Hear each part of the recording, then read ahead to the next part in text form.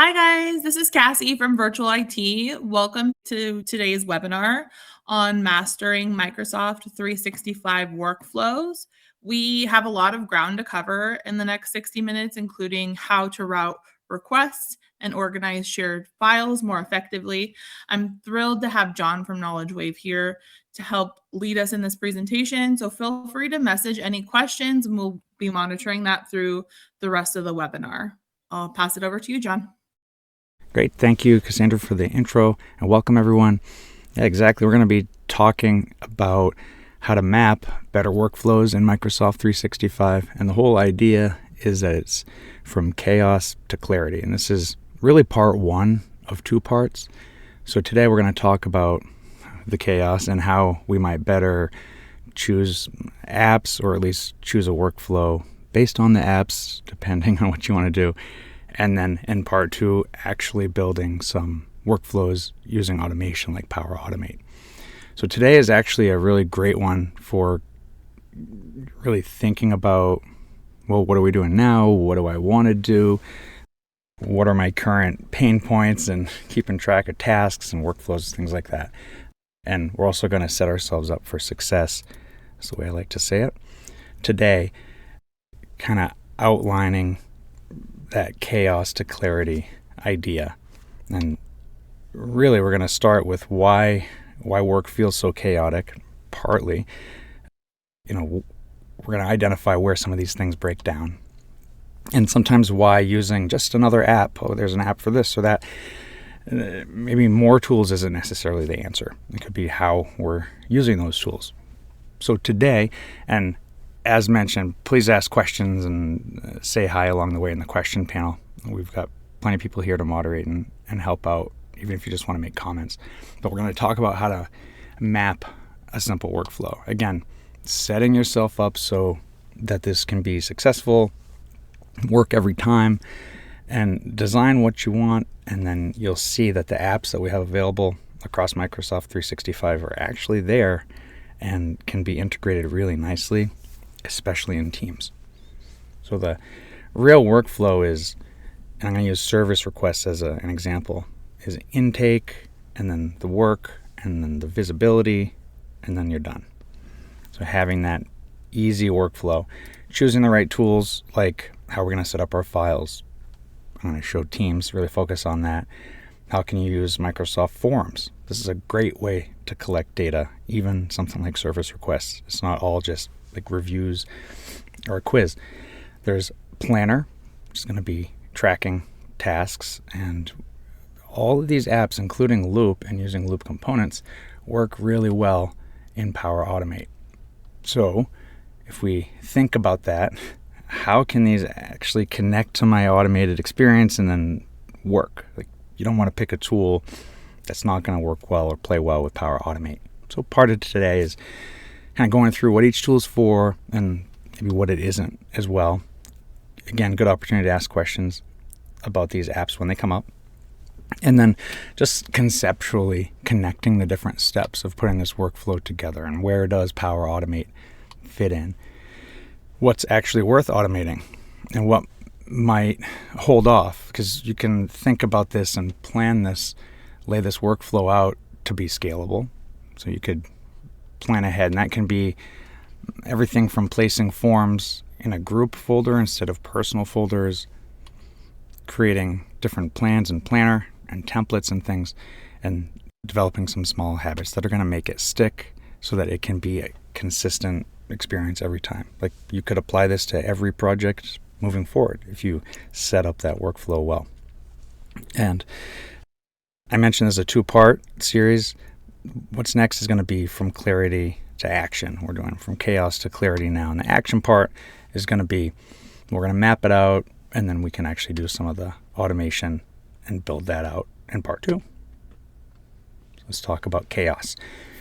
Common productivity challenges, and I'm sure you experience these: overwhelm, scattered tasks, and just being overloaded with the amount of things that are on your calendar. Sometimes even if something's canceled or you're on as tentative, it's still showing up on your calendar. So those calendars can be completely overwhelming. We have too many intake paths. Sometimes something could be spoken in the hallway or a quick chat or something. And there are a lot of different, basically, ways for things to fall between the cracks. Files don't necessarily have a home that's consistent. Tasks just live in our heads sometimes. And then the status of it is invisible, which causes a lot more emails and follow-ups and extra work and stress. And then those handoffs rely on someone's memory. So sounds like all the bad stuff, but this is chaos that we actually face. Again, intake paths, there's the file part. So how are we getting the data, like a service request? Where do we put the files associated with it? And then how are we going to actually notify the team so that there's some transparency and some accountability and that status isn't invisible? And then how are we going to hand that task off? And the introduction of the Planner app, which is fairly recent, I would say, changed it because Outlook tasks were never that great, in my opinion. And this is like group tasks.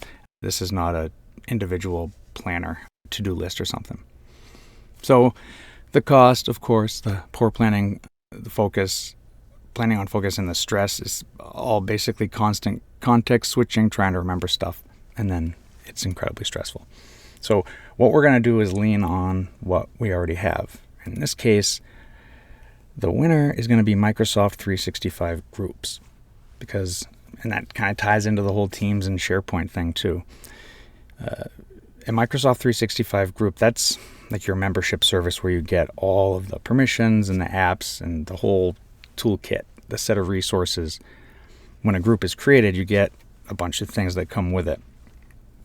And it's all permission-based, really. So this is a lot of information. I'm just going to flash it up for your awareness. But you basically get authenticated. You've got to make sure you put your password and your username and multi-factor, MFA if you need to, extra security. But then we've got security boundaries. We have permissions and memberships. And you can add and remove users instead of permissions from the user. So you kind of drop people in. It's great. And once you're there, you create this group and you get automatic shared services. So each group, and this could be a team, by the way, in Teams, has a shared inbox and calendar. So that removes stuff from the individual and places it, the ownership gets placed on the group. And that can be way better for these types of workflows. I mentioned Teams. That's going to be where a lot of stuff happens. That's where we access a lot of our apps. So it makes sense that we would lean on the team hierarchy, which is a team, and then you have different channels with different context. Then you can have chats and conversations and stuff, but there are tabs in each channel, and we're going to maximize the use of those tabs. Actually, they're very slick if you set them up right. That's what we're doing today. We're planning out that workflow, mapping it. And tabs, I think, are an important part of a channel that gets actually used a lot. If you really want to drive people to using your channel, using these tabs is a great idea because we can put all these different tools we're talking about today in this workflow right up front. So it's all in context. Planner, files, loop, forms. As part of the group, so a lot happens in Teams basically. A SharePoint team site is created, so that means you get all of the baked in stuff from the security and the organizational stuff. Other apps are included, like OneNote Notebook, Loop components.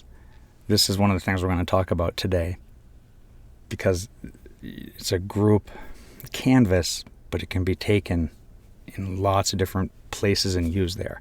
What I mean by that is imagine a digital canvas that basically could be in a chat or a post or an email or any type of link, and it shows up all over the place. So I've got some good examples to show you exactly what I mean.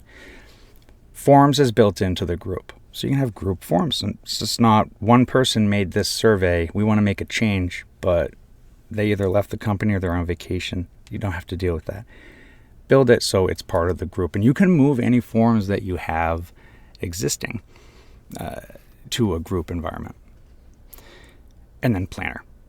Planner's the big one. Now, this isn't all inclusive, but these are the ones we're really talking about today. Group-owned plans.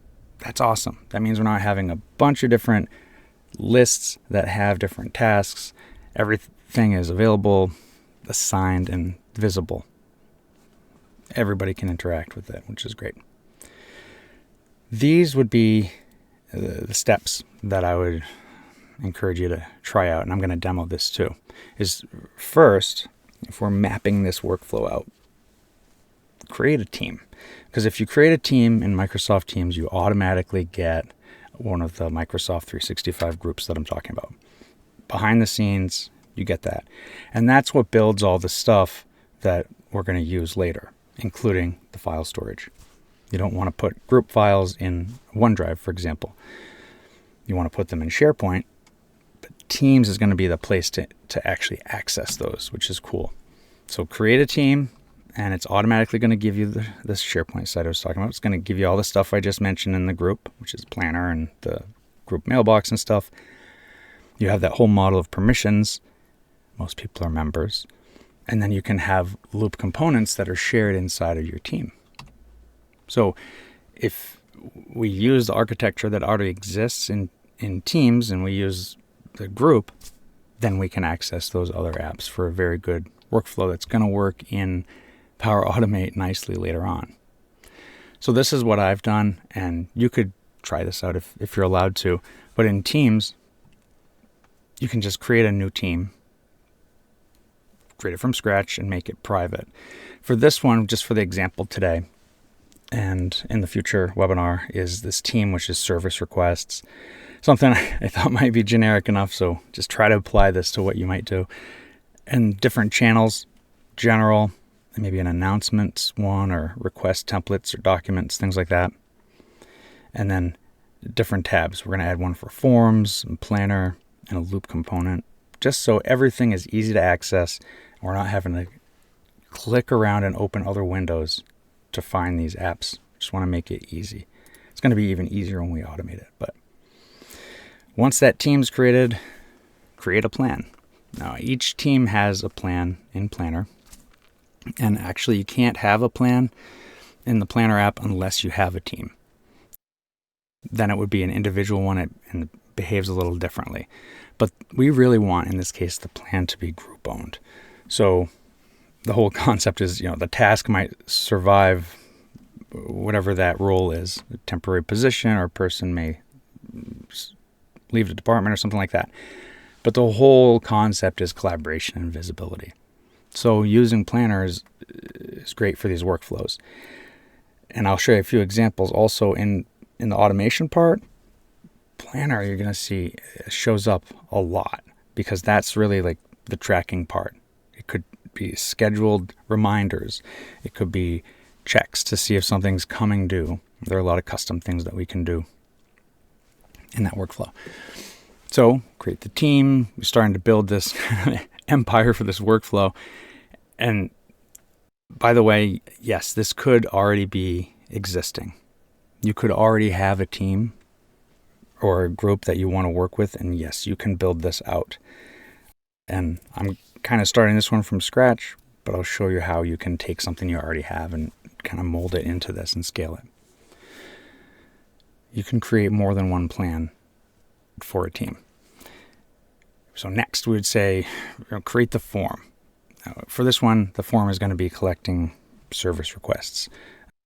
Typically, when you go into forms and you create a form and it's perfect, you're super proud of it, it's stored in your OneDrive and it's personal, which you could use with the group, and it will work as long as you give permissions in Power Automate, but it's not ideal and it could break. That's an individual ownership of a form. We want to make it the group form. That means other people can edit it, make little changes, add new questions, things like that. Also read all the responses. So you can easily move a form from the personal space into a group. And I'll show you actually how you can do that as we map this out. And again, it's not tied to you personally. It's kind of like in Outlook. If you schedule a meeting for everybody, it appears that there's one organizer, which is an individual. This makes it group owned. So moving that ownership is going to be important and helpful. The way you set up your form, setting yourself up for success on this workflow, is think about the question or the response, either way, is going going to have some sort of an outcome and be put on either a SharePoint list or an Excel document, you want the names and the naming convention to make sense. So what that means is in your flow, the form field might be, what do you need help with? And then when we create this automation, well, that whatever the answer is to that form field is going to be the title of the task, which makes sense. So then we can have that almost the answer is the name. The descriptions, those are going to map. Urgency, we have planner labels. We can make sure that maps. So a person, we would make them match high, low, or high, medium, low, or urgent, emergency, something like that. And then contact, that's going to be for the notifications. So think about that, like due date, that's going to be the due date of the planner card. And those can all map, and Power Automate can take care of that for us in the background. So then there's no copy pasting, there's no typing in a manual date, and it's actually a lot safer just to have it all map and match up like that. So when you're creating your form, think about that. How's it going to be easier to automate this, and can some of those names be mapped appropriately? Loop components in the team context, you can use loop in two main ways. You can have a big workspace, which can be really helpful for some projects. But other times you might want to just use smaller components, which are different objects, containers that you can create task lists, different tables and code blocks and stuff. But the workspace can house a lot of different components, and it's permission based. What we're going to talk about in this is the smaller components, which I think they're great to use. I think it's one of those newer tools that's underutilized, and if you build it into a workflow like this, I think people realize the benefit of them, because they're governed by where they're shared, so nobody's going to be able to see it unless they have permission. It stays inside the organization as well. Loop components currently can't be shared outside of your org, so there's security built in there. And they do work across Teams and other apps, as I'll show you. Last part here, think of Power Automate. This is the workflow stuff for part 2, like glue. Forms is going to capture the request. That's the intake part. Planner, we're planning here. That's tracking the work.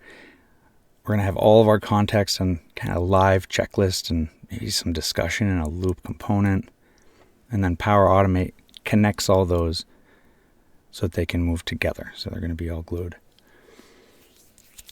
Little prep for part 2. Think of this, like different flows that we could create as they relate to what I'm showing you today. The intake to visibility, you could create automation for that.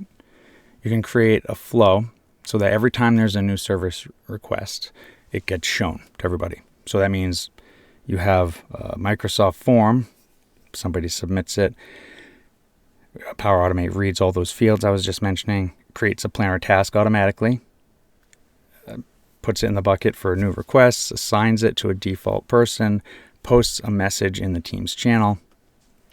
Ta-da, it did it. And that removes 2 things that we don't have to think about. Did someone see this yet? Or did we log this anywhere? Where do we have this down? So having this automatic thing, and it doesn't mean you always have to use it every time. You could just delete it. But having that ability to, whenever someone fills out a form, automatically create this planner task, assign somebody, and then start rolling on that. The trigger when a form is submitted. This is what it looks like in Power Automate. It's a little preview. So when you're mapping, think about this. This is actually a template in Power Automate. Just a screenshot of it. You can create a task in Planner from Forms and post a message in Teams. And it puts all these different apps together. And really, what we're going to do is be choosing from this drop down. But what we're doing today is mapping that out so that we have actually good things in the drop down list to choose. We want to make sure that the planner is tied to the correct team, so permissions work and the form is appropriate. Which team and teams are we using? Things like that, and what channel even.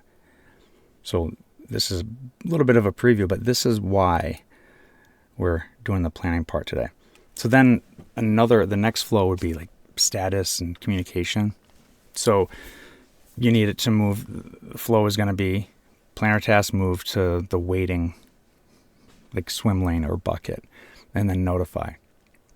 So whenever something is updated a certain way, that's the trigger. Actions include maybe a comment posted to teams. Then everybody knows and they can be notified on their own terms. And then I think it's a good idea to mention additional people. There are some fancy things you can do in the automation process, but we're making the status visible. We're using Planner more than just a list of tasks. It's actually the signal that's being sent out with notifications and reinforcements and stuff. And then like actual things that we do are triggering more automation.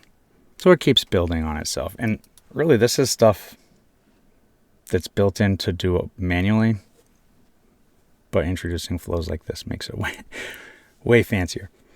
So maybe that task is finally marked as complete. And this would be like the human part. Check complete immediately saves you time by sending a short email message, and then you can update that in the component or on a SharePoint list or whatever. So that's going to be really reducing stress, knowing that when it's done, everything, the follow-up is being taken care of too. You're going to see this as a template. Send an email when a planner task is completed. And yes, there are some built-in ways to be notified by Planner, which is great. But if you want custom ones, this is definitely what you're going to want to do. And if you want to build it as part of a larger workflow where you have more control, you would use something like this. Sometimes a task gets old or it gets pushed out, so you can actually build in gentle nudges and say, if this task hasn't changed in X amount of time, send a reminder. And this can be a really good way to help with like not having to wait till the last minute, not having that urgency constantly, and then those handoffs are just easier to keep track of. If something is not completed, let people know. Now, what we're going to do next session, part 2, is do something like what you see here on the right, which is send an email, like these incomplete tasks. It's going to look like this. It's a recurrence. It's going to look at the list of tasks and loop through those and check things like current time, due date, details. And then it's going to do some conditional logic. And if it's true, get the user profile, send an email. And if it's false, you're done. It just leaves it alone. That's all. So this is kind of cool to look at. It's visually, but we have to go into each of those little cards and set the actions and make sure that everything is connected properly. So in order to have that all be successful, we're planning ahead and mapping. I'm not going to talk all about this too much more, but I just want to say this can scale way up. You could move on to future Power BI type things. You can do multiple branches and get very complex with it. What we're doing today is actually pretty simple way to look at it. I'm suggesting start inside of Teams and then take it from there. And I have this example already done, and I can walk you through different steps to help map this out so you can actually see a little bit more about what I'm talking about. Also, a quick reminder, a lot of presentation on this one just because it was all a lot of conceptual stuff. I'm going to demo now, and just a reminder, if you've got questions and comments or anything, please feel free to type those in. As I mentioned, I set this one up already. I just called this team service requests demo, and I have a channel which is general. And I have a few other channels. I have one for announcements. Notice each channel has different tabs. These are the default ones. Posts, that's where people can post updates and announcements, etc. in the channel, but they're shared. This is where files live for that channel, and there are none for this one yet. And then notes is a OneNote notebook, and you can add new ones, but those are the default tabs. Posts and conversations. There are two types. Posts are going to be more for updates And then conversations are threaded, and you can choose a channel type, and you'll see that in a minute when I create one. And then here I just have another channel just for an example of request templates and documents. These can be very easily accessed files for the whole service request team. So this is kind of built out a little bit. I'm going to show you what I did and briefly show you how to set that up so that we can do automation in the future. So what I did, service request, I'm going to just click on general channel and show, we saw what the default ones were: posts, shared, and then there was a notes one. For this, I'm not using the OneNote notebook for this example, but you could. There's one included. Remember, part of that group.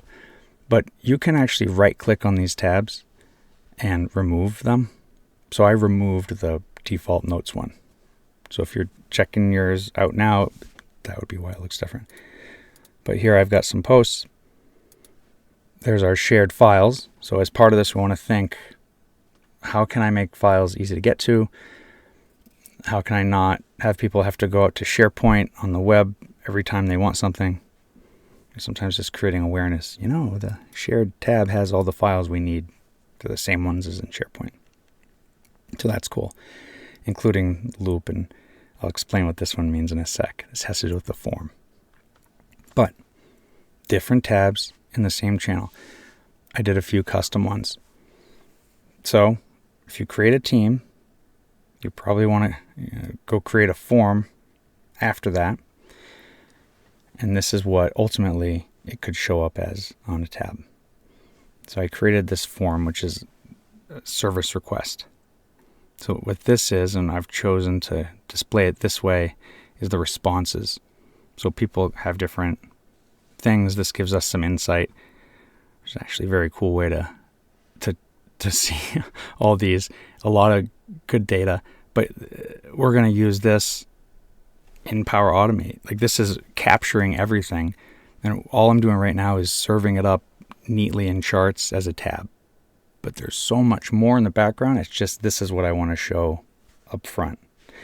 Anytime you want to change that, you can go in and adjust things in here. We'll explore that in a little bit though. So this is a form. This is just one way to do it. The next one is a tab that I created with the planner plan.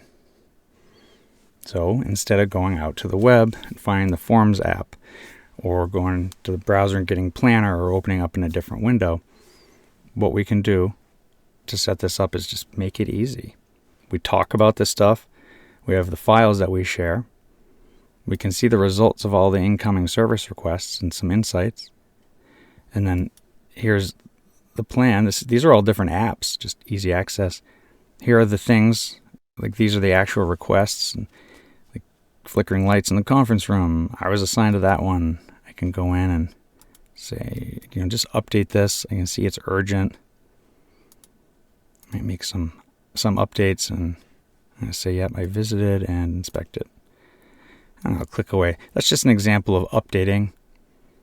And I'm still in Teams. I didn't go anywhere, which is great.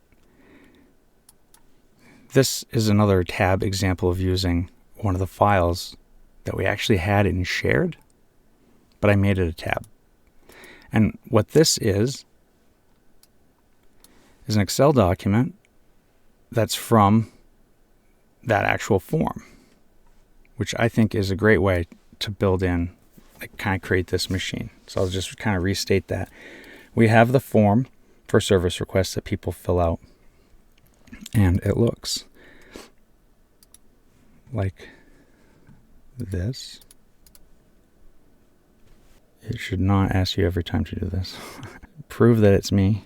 There we go. So right now I'm in Forms. Remember, the idea was, well, I don't have to go out to the forms.cloud.microsoft website. I could use it here on this tab in Teams, but I want to show you this.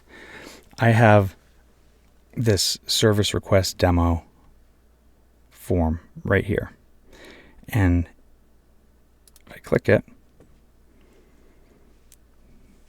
we can see the responses. And these are the ones that we saw on that Excel spreadsheet. They match. So what's happening is I created a form, and as I mentioned, made it group owned. And then all that data is being put into Excel. And I have that show up here. So I'm going to make this big again. Anytime you use a form in Forms, you kind of put in all your questions. What do you need help with? How urgent is this? See how these map? Low, medium, high. That's going to make sense later when we want to apply that to the plan and planner. You could have one like that reads urgent, so then it would map to that. So kind of setting it up. Who should we contact? Maybe capturing email. When does it need to be completed? Again, this would be like the due date of the task. And then describe the request. That's going to be the description of the task in Planner. But we're using Forms to do it. So I love that. When you go into Planner, when you go into Forms, you can preview and test it out, by the way. So that's not a bad idea. You can also see what it looks like on a phone. And this is going to make your automation way easier later if you make sure it looks good on the phone or a mobile device, because if you know people are going to be using that, just make it easier. And again, you can view responses, but check it out. Here is this Excel document that has all the responses. And basically I just had that show up right here. And this is all live, which makes it, again, way easier to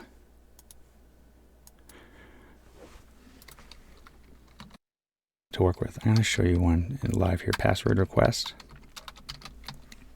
It's good to test it. I'm going to just say medium. Who should we contact? Needs to be completed today, please. My password won't work. I'm locked out. I'm going to submit that. Okay, so the form was used that I created. And look, instantly, it showed up in Teams on that tab. And then if I go over here to the results of the service requests, password request, instant. So if we're setting this up, again, it's kind of like a bunch of cogs, a bunch of gears. What we'll do in the future is add another piece onto that, have it automatically create that task here in Planner using Power Automate. Super fancy. And then here's another tab, and I'll show you how we can make these, but this is kind of the end game, kind of. This is a live status discussion, let's say, within the service request team about something that might be escalated, let's say. So our live status and checklist. I can see that Lynn is in here now. That's one of the cool things about loop components. Check this out. We're going to pretend we're Lynn right here.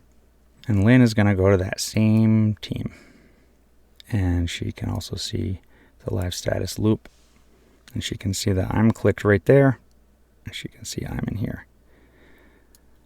So Lynn is looking at Teams in the browser on the right. I'm looking at Teams in the full version. And I'm going to check this off. And you can see it checked off immediately. If I click around.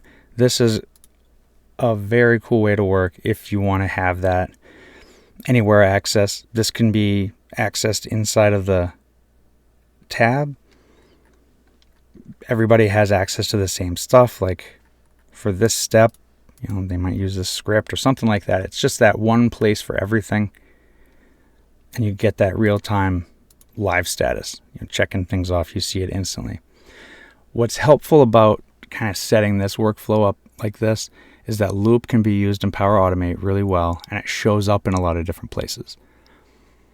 So this loop component, I actually tested it, so I have it show up in a chat with Lynn. Look, she's still in there. It's the same one. I check that off or uncheck it. It shows up everywhere. So in Teams chat, in a post, you just paste that link, and it works. Also, Maybe Lynn doesn't use Teams as much, but we still want to have it as part of the workflow. We could go like this. We'll have her look from Outlook.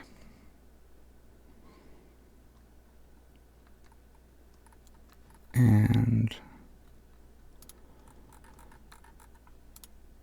there were a bunch of automated things sent here. These show up. My goodness. There it is. Sorry about that. Those all came in earlier. But look, she can see I'm in there. This loop component is showing up in her email. So think about that. It's consistently used as part of the workflow, but it can show up in multiple places so everybody has access to the same thing. Checklists and whatever types of communication you want to do. So this is an example of make this modern, make it real-time collaboration. It's all kind of built in. All right, I'm going to go back to Teams, and then I'm going to go back here just to posts on that general channel. I kind of showed you what it looks like. If we started fresh, it would look something like this. Click up on the top and just create a new team. It's going to be a much more basic version of this, but I'm going to call this one just service requests. Keep it private for now, and you don't need to add anybody yet, but I am going to name the channel. If you make it default of general, that's always going to be on the top and not alphabetical only. But it doesn't have to be called general. It's just that one kind of has always been the traditional start. You've got to create at least one channel so that it builds all that stuff in the background. So you'll see it down here on the bottom. I'm just going to drag it way up to the top. Cool. So we'll minimize that one. So now I have this example one. It's brand new. I have posts, shared, and notes. What you would want to do next is actually create this plan and planner. You could do it right from here. And this will be a good opportunity to show you how you can add tabs inside of a channel. So I'm going to go to apps. So I clicked on a little plus. Remember, make sure you're in the right channel so it knows it's the correct context here. Apps. There it is. Planner's right up front. You might not see it. I want to hit see all, but there's planner. It launches, does an ad for itself. And then you can create a new plan, or you can add an existing one. So if you're creating it brand new, just create a new one. If this is something you're building on that already exists, or since a team can have multiple plans, you could have the same plan show up on tabs in all the channels if you want. Because remember, people have permission to everything if they're in the team. Really what we're doing is just creating links to different things to make our workflow better.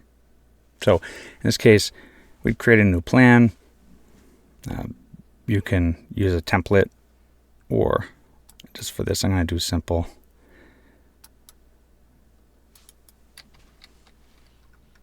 And this is just going to be called requests planner. And that should show up once it kind of gets provisioned. I'm just going to reload the tab. So that we'll create a new one. I'm going to remove it though.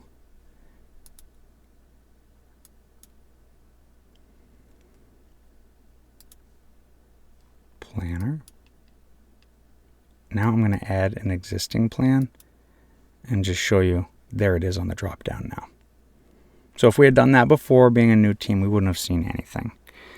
But it's a good idea to check and make sure you're not being redundant, unless you're trying to be redundant, and then you would pick that one from the list. You don't want to create a whole new one that will be confusing for others and confusing for automation later. So this part of the demo is just kind of like best practices. Make sure that it's not already taken. Make sure that it makes sense. Try it out. I haven't added anyone yet, so if it doesn't work or look good, I can delete it or change the name. But this is just, again, we're mapping this out. So I'm going to add this request planner to the channel. It's an existing one. It's existing because I just made it. But check it out. So now we have that which you could rename. Of course, we wouldn't call it Request Planner 1, but there are some good choices in here. And remember, it's going to be something more like this, with people assigned, just quick, easy way to get to stuff. So I'll go back to here. Notes for this one, I'm just going to right click and remove it. So again, just kind of setting this up, make it easier, and renaming. These names are going to show up later in Power Automate, so we just want to make sure they make sense and they're clear. So naming conventions are important. All right, we're going to add another tab. Choose apps again, and then see all. So here we can add forms because we did the planning part, but let's do the intake part. You can create a new form here, or you can add an existing one. Notice I have 2 service request forms already, but they're personal. And then I have this other personal one I was working on. This was a good example. When I'm building the form, I might keep it in personal. But then when I want to share it and actually use it for the whole group, I might want to actually move that to the group ownership. So this is a good check in part of the planning process. Don't just create a new one necessarily. Check. All right, this is personal. And actually, I do want to use one of these. So I'm just going to close this and show you what we would do is go find your forms. And here's this one, service request. I have 8 responses in it already. I'm like, oh, this is technically, we just saw a personal one. And I want it to be in my group forms. You can see a couple other forms have group status. Since it just has my name, that's personal. So that's okay, you don't have to start over. I'm just going to click on the 3 dots and move to a group. And I'm going to go find my group here.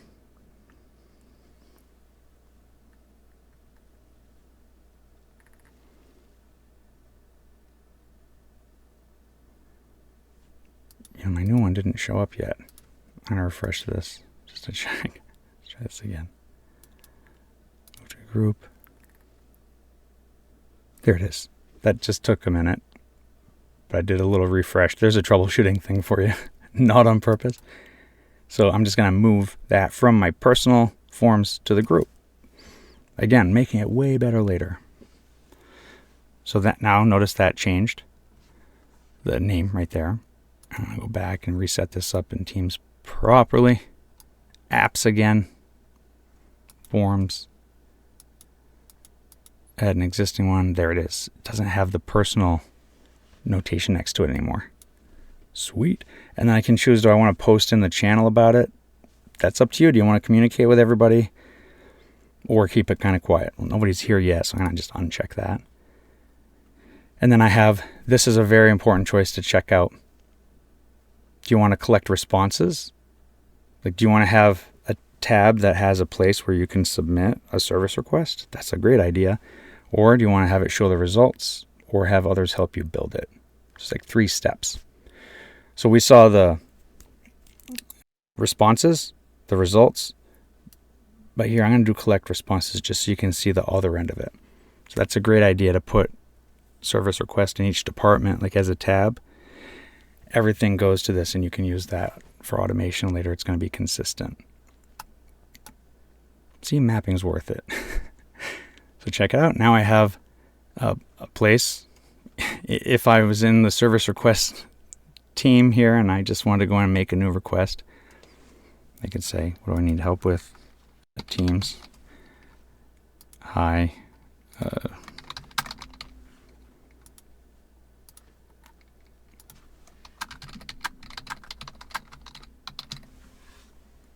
And submit that.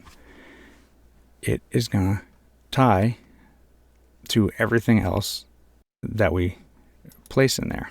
Let me show you what I mean. We're going to add one more. Apps. I'm going to add Excel.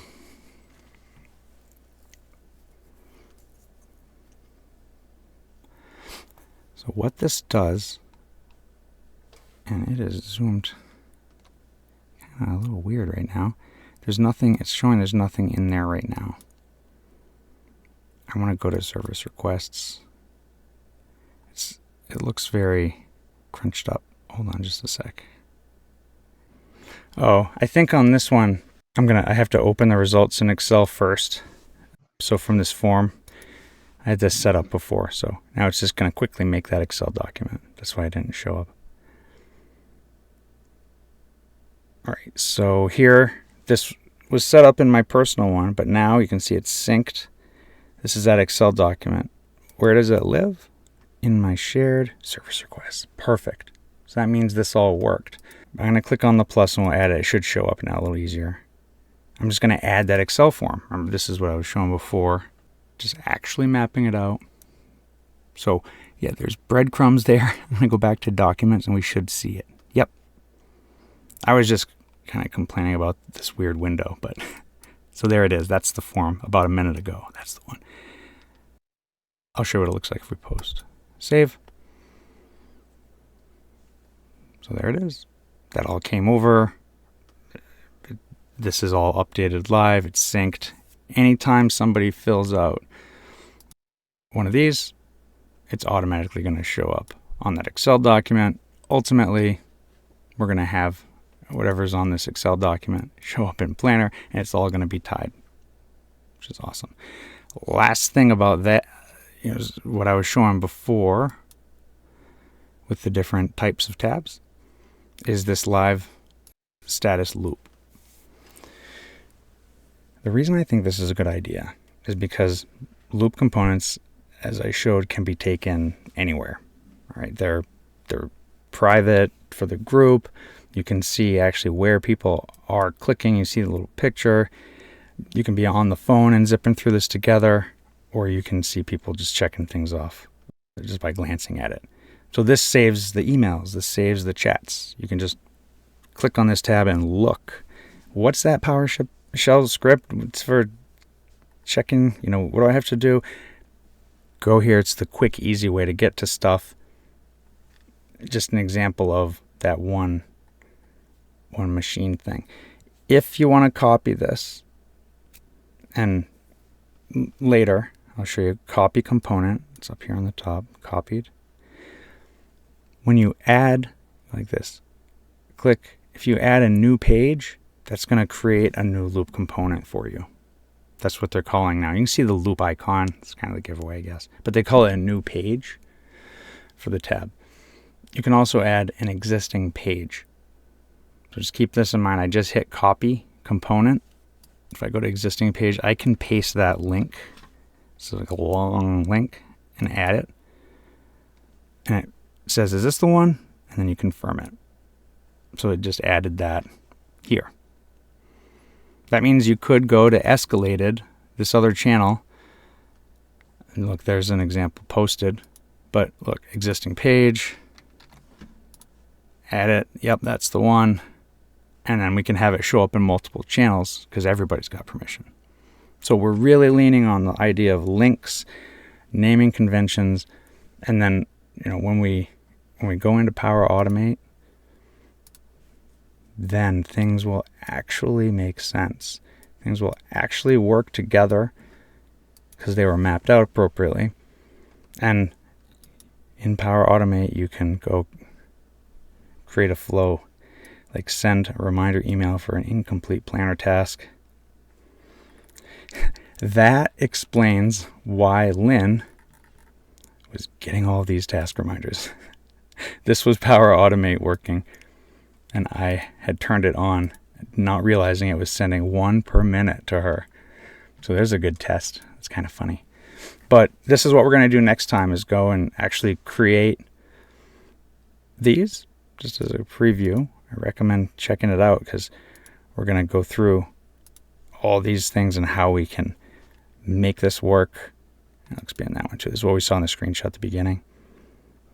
Just to send someone an email. This is how custom it can get, recurrence. That was every minute. Maybe you might want to do every day or something, but I'll show you how to do that in the next one. I'm going to click on the plus and go to apps and just do see all. When we're talking about So today again we're just mapping chaos into clarity, and then we're going to take that clarity that we might be seeing, hopefully it's clarity, into some action. All right, set it up so things live in appropriate places. Like, use the Forms app. We don't have to go find another way to get that input. You don't necessarily have to create like a SharePoint list and have people do complicated things to get the data in. They don't have to call anyone, reroute emails. They can just, we saw that form was on a tab. Use it. It's all mapped to everything from Excel. We're going to map it to Planner and Teams. And then basically loop components. Anything SharePoint related, any documentation that you might have, all living in the same place so that we can use those all. I'm going to close that. Now, Dan, I don't know if other people had any additional questions. We covered everything that I really wanted to go over, which is setting it up so that next time when we go through, all the names are going to be ready to go and everything's actually working.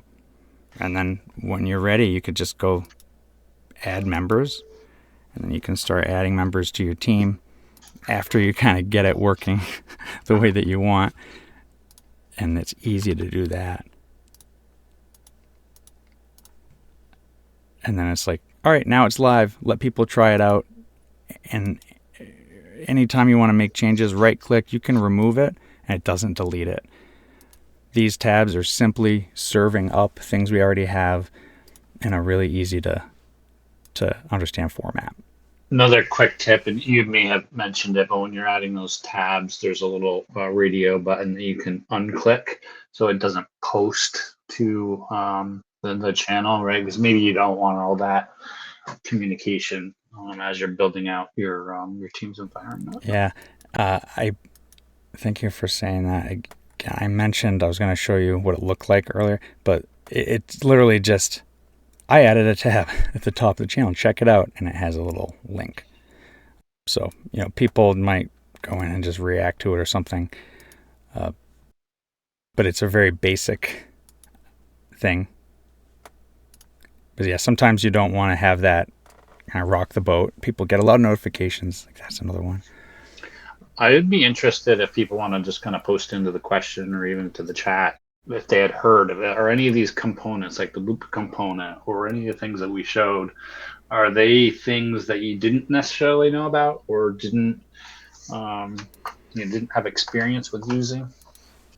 While people are thinking about that, I'm just going to click here, and if we want to tie like Planner, and if you're really loving Planner, you're thinking, well, how can I use Loop and Planner? Because we have checklists. You can also go in and actually, all this stuff, all the different types here. You can add task lists. And then you can actually take those task lists and make them a plan in Planner if you want to. There are a lot of different options for that. New page. Oh, here we go. There's a lot of choices on the bottom here. So like progress trackers, and I click team retrospective, Kanban. These are actually very like voting tables and stuff. Oh, there's task list. Follow up with client. Assign it to Lynn. Do Saturday, and add new buckets and stuff. You can have these kind of like live, like quick tasks that can be independent from Loop or from Planner. But this is the thing here. Look, you can open it in Planner now.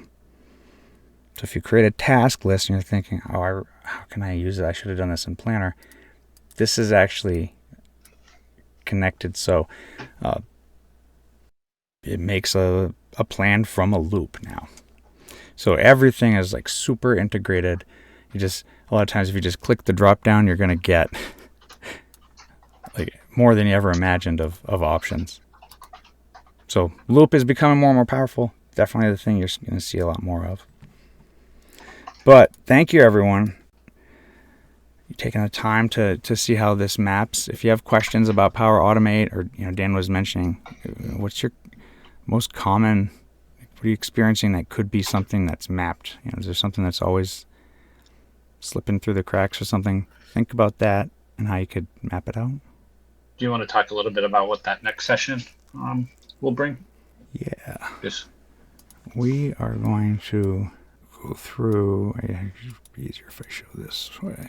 We're going to use Power Automate to kind of glue it all together and actually create the actual flow that's triggered by an event, which is anytime the form is submitted. So now that this is already set up, when I go in and do this, it's going to show up in the drop down.